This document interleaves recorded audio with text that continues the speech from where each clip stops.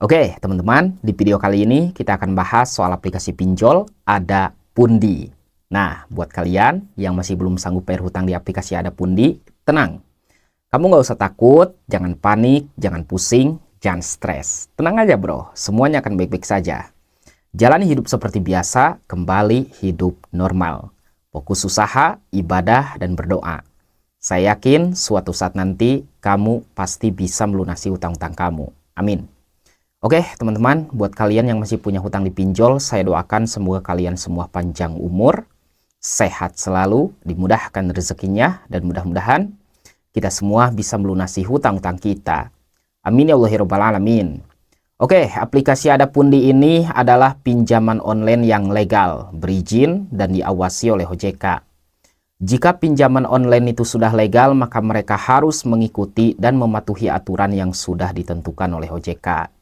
Kalau mereka melanggar aturan OJK, maka Anda bisa melaporkannya melalui email OJK dan nomor WA OJK. Jika ada pinjol legal yang terbukti meneror dan mengancam Anda melalui sosial media seperti Facebook, Instagram, WA, dan lain-lain, maka simpanlah bukti itu sebaik mungkin, screenshot lalu kirim ke OJK. Oke, teman-teman, nggak usah takut lagi. Nah, buat kalian yang telat bayar atau galbay di aplikasi Ada Pundi, itu resikonya ada 3. Yang pertama slik OJK, yang kedua BI checking, dan yang ketiga debt collector pinjol. Slik OJK secara singkatnya, kalau kita telat bayar atau galbay di Ada Pundi, itu nama kita akan di blacklist oleh OJK sebagai nasabah yang tidak bayar hutang pinjol. Yang kedua soal BI checking. BI checking itu menghitung skor kredit kita. Kalau kita telat bayar atau galbay di aplikasi Ada Pundi, maka otomatis BI checking kita akan menjadi buruk dan skor kredit kita akan menjadi buruk. Nah, suatu saat nanti di masa depan kita akan sulit mendapatkan pinjaman baru, seperti berhutang ke bank, mau cicil motor, cicil mobil, cicil rumah, itu udah nggak bisa ya teman-teman, karena skor kredit kita sudah menjadi buruk. Nah, yang ketiga soal debt collector pinjol. Bang, Ada Pundi ada debt collector gak bang? Datang ke rumah gak bang? Tenang ya teman-teman. Intinya mau datang atau enggak, mau ada atau enggak, kita hadapi saja dengan penuh ketenangan dan mental yang kuat. Berani berhutang harus berani untuk bertanggung jawab. Berani berhutang harus berani berhadapan dengan debt collector.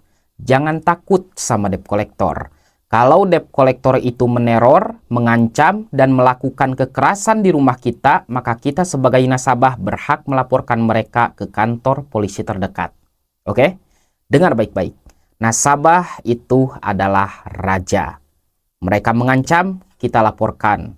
Mereka nggak sopan, kita laporkan. Oke? Tenang aja bro. Nah, buat kalian yang masih punya hutang di pinjol, saya tidak akan pernah bosan untuk mengingatkan kalian tentang hal ini. Jangan pernah sekali-kali kamu melakukan sesuatu yang ilegal untuk melunasi hutang pinjol. Seperti mencuri, merugikan orang lain, merugikan keluarga, merugikan diri sendiri untuk melunasi hutang pinjol. No, jangan lakukan itu. Dan jangan pernah sekali-kali Anda galih lobang, tutup lobang untuk melunasi hutang pinjol. Galih lobang, tutup lobang itu hanya akan mempersulit hutang kamu dan tidak akan mempermudah hutang kamu. Intinya ada 2 teman-teman. Kalau kamu sudah sukses, sudah punya penghasilan yang banyak, sudah punya uang yang banyak, maka kamu wajib membayar hutang. Tapi kalau kamu belum punya uang, belum punya pekerjaan, belum punya penghasilan, ya udah ada baiknya kamu galbay dulu aja. Simpel kan teman-teman? Gak usah takut lagi sama pinjol. Saya doakan semoga kalian semua jadi orang sukses dan bisa melunasi hutang-hutangnya. Amin. Sampai jumpa lagi di video selanjutnya. Assalamualaikum warahmatullahi wabarakatuh.